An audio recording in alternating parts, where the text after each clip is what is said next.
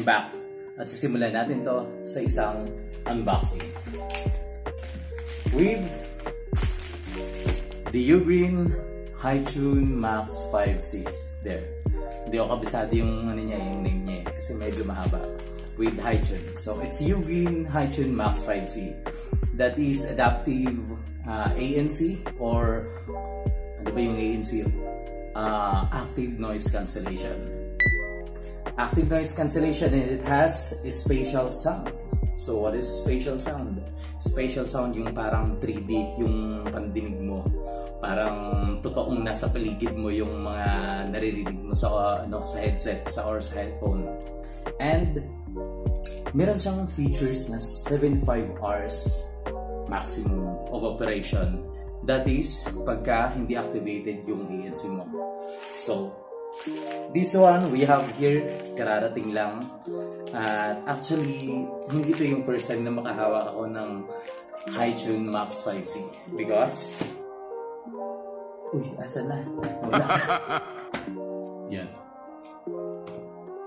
That's because I already have one here. At matagal ko na siyang ginagamit. Hindi naman ganong matagal. I think mga 3 weeks, ganon. At nandito yung box niya. Just a proof. Here. Tapos, ito bago to. This is not mine. At sponsored to ng ano natin, ng kapatid natin na si Kinsol Kainday. So, pinahiram niya para gamitin natin sa unboxing. Kasi nirefer ko to sa kanya. Sabi ko, bumili ka ng ganitong headset. Napakaganda. So, ito bubuksan na natin. Tara, let's unpack yung ating very sharp cutter na kinakalawang. Alright. Simulan natin. Saan ba natin bubuksan? Okay. So, ito rin magsisilbing na rin itong video proof na kung sakali man na may problema sa package na to kasi kararating lang. At least may patunay tayo na hindi sa amin nanggaling yung damage kung meron man. Okay, so sealed naman siya.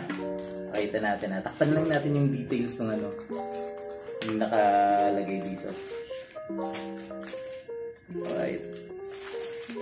Okay. Ang ganda niya, no? Kasi lang. Isama na rin natin yung packaging. Napakaganda. Mula dito sa packaging pa lang, Ugreen na. Diba? Hindi siya yung JNT na bubble wrap o yung unang makikita natin dito na nakabalot. So, Ugreen talaga. Unang tingin mo, alam mo na it's HiTune Max 5C. Okay? Simulan na natin. Start tayo rito.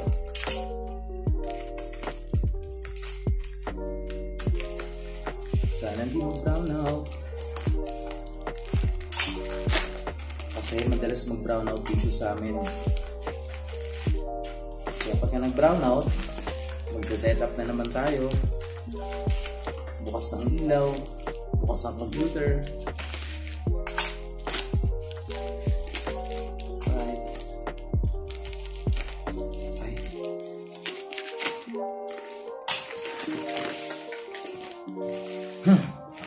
Kana. Okay, dude. Panoorin mo.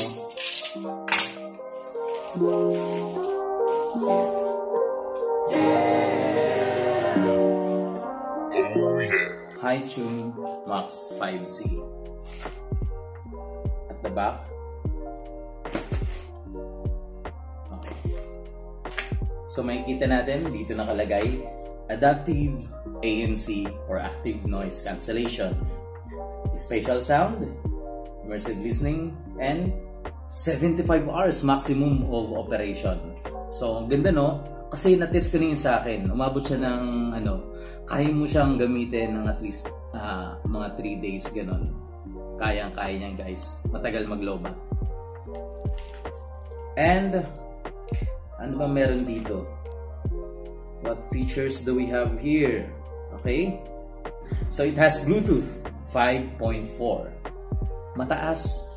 Frequency band niya is nasa 2,400 megahertz to 2483.5 MHz.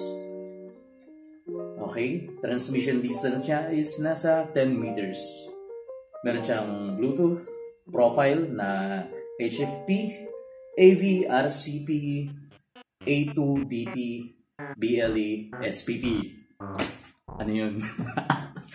Actually, wala akong masyadong idea about sa mga ano na yun, yung mga nabanggit nating Bluetooth profile na yun. But one thing na alam ko, yung tinatawag na LDAC. Ito yung LDAC na to is a codex. Isa sa mga codex na ginagamit ng mga Bluetooth. So, pagka sinabing LDAC, umasa ka na high quality yan. Okay? Charging port, Type-C. Okay, so it has battery type, polymer lithium ion. Polymer na, tapos lithium ion. I think lithium polymer to, battery. Okay, bakit ko alam? Kasi I've been working with batteries matagal na.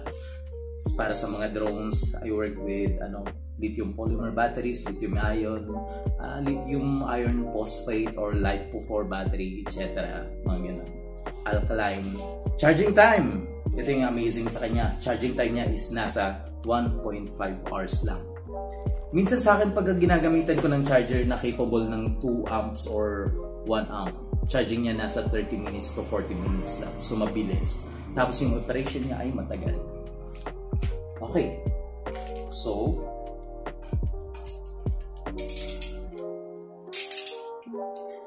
meron siyang tape.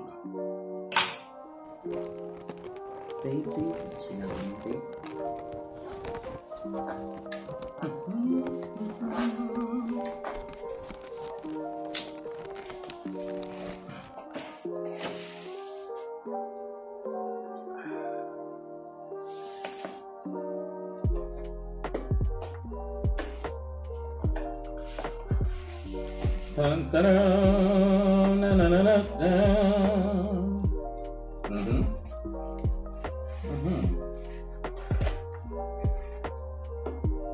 Wow! This is it. At meron sa likod, meron siyang manual. Tingnan muna natin yung manual yung nasa likod. Ano meron dito? Okay. So, manual. Another manual. And ano to? French? Hindi ko siya maintindihan.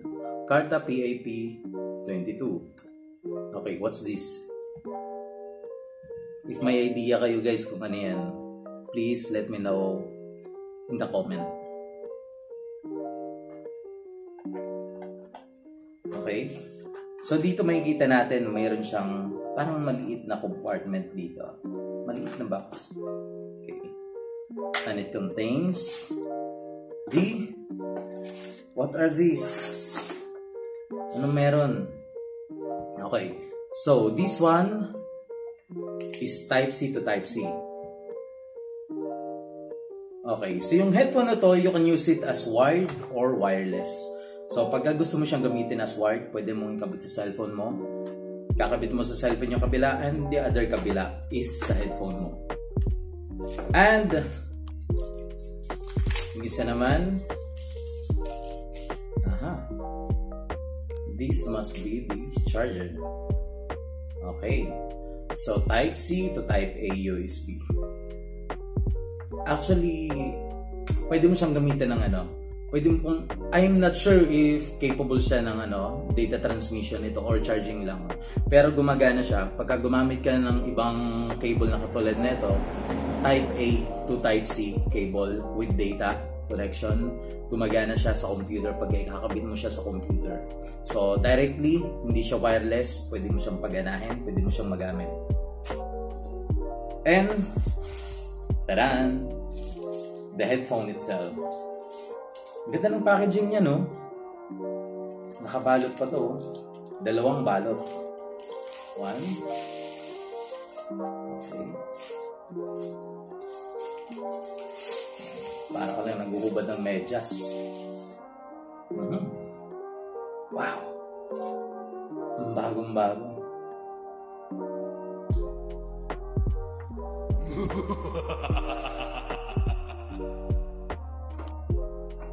Bango niya.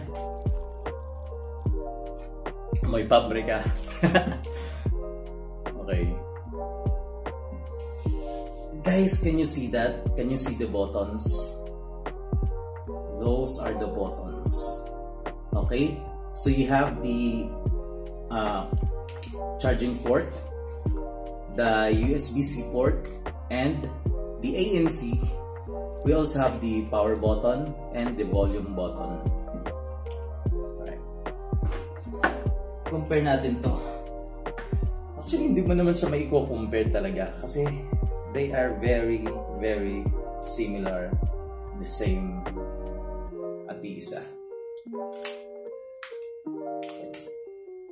What if pinagpalit ko, no? Ibigay ko sa kapatid ko yung luma, tapos sa akin yung bago. Oh no, you don't. Okay, so itinabi na muna natin yung iba. Dito naman tayo. First impression, guys. Makikita natin ang kinis-kinis. Siyempre bago eh, di ba? Nado wag niya expect mo, wala pang gasgas. Makinis na makinis. And kung titingnan natin sa loob, yung inner side niya, meron siyang synthetic leather.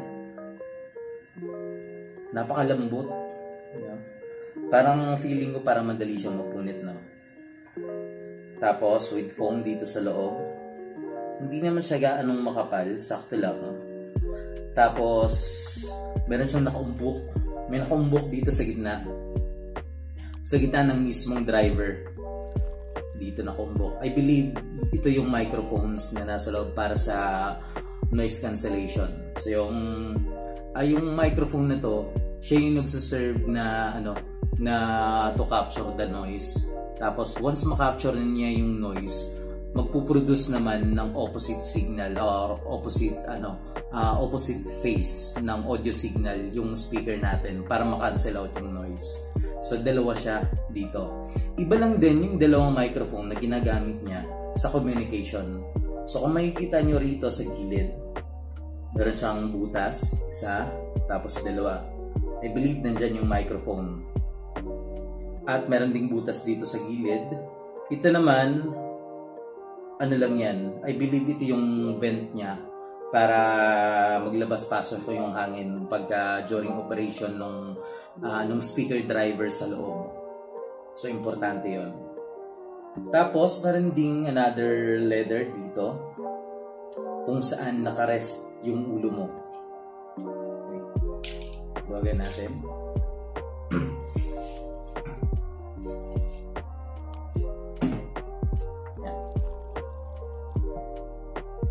So komportable siya. Hindi siya masakit sa tenga, hindi katulad ng ibang headphone, malambot. Alam niyo yung unang headset ko, yung ito, same din, Ugreen. Akala ko madali siyang masira yung niya. Akala ko madaling masira yung leather niya, leather pads dito. Kasi one time bumili rin ako ng isang headset, medyo mas mahal nga lang siya. Pero for different purpose naman yung pagbili ko sa kanya. So, ipapakita ko sa inyo. Para magkaroon na rin tayo ng comparison. Okay? So,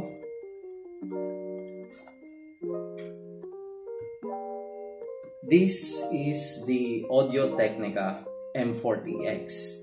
Ito yung box niya. Nanilaw na yung box. Pero ito siya. Audio-Technica M40X. Medyo mas mahal nga lang siya. Nasa around 7,000 yung price niya. Pero ibang purpose naman yung niya. Kung bakit ko binili to. Ito naman para sa audio editing.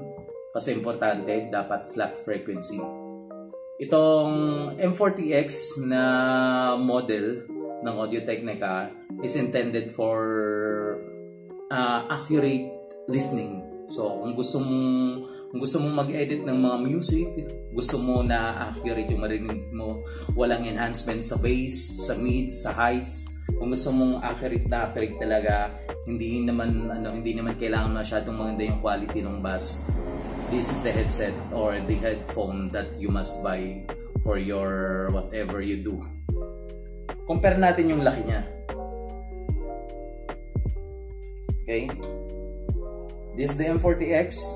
Ito naman yung Ugreen natin. Makikita nyo yung size niya. See? Almost parehas lang din. Mas malapad lang yung band niya rito. Tapos, yung padding niya, ito guys, yung sinasabi ko naman sa inyo na inaakala kong magkakaroon ng problema dito sa Ugreen. Kasi, nung binili ko tong M40X na to, I think ilang weeks lang, nagsimula na siyang magbalat. So, nawala na yung yung leather. Nagbalat siya, kaya yung makikita nyo rito, cotton padding. Pero para naman to sa audio editing, kaya maganda siya. Hindi ko to bibitawan. Kung hindi ako nagkakamali, ito yung yung cheapest na headphone na may mataas na accuracy sa audio editing purposes na paggamit ng headphone. So maliban sa, I believe meron din yung Sony, nasa 5,000 yung price range niya. Wala nga lang siyang noise cancellation, hindi siya katulad ng Ugreen. So let's go back sa Ugreen. Sa Ugreen naman, masasabi natin na worth it ang price. Because the price ay nagre-range lang sa 1,000. So, itong headset ng kapatid ko, nabili niya ng 800 plus. Actually, umabot ng 900 plus kasi dahil sa shipping fee, etc. Tapos, ito naman sa akin, nabili ko siya ng 1,100. So, mura lang. Ito galing sa Shopee nabili. Ito naman nabili sa TikTok. So, magkaibang platform. Hindi rin naman masyadong nagkakalayo yung price. Ito kasi sa akin nabili ko sa Shopee sa mismong shop ng Ugreen. So yun guys, kung maire-recommend ko ba ito sa inyo? Syempre, maire-recommend ko sa inyo kasi napakaganda. For the price and features. Guys, hindi nyo maano unless you try. Kasi yung noise cancellation niya is napakaganda. So, sulit na sulit. Kung gusto nyo bumili, I recommend these headphones, this Ugreen. Kaya, yun. Thanks for watching guys. And kung gusto nyo pa ng iba pang mga videos regarding sa mga unboxing at sa iba pang mga videos natin in the future, please subscribe and comment down below. Thank you and God bless.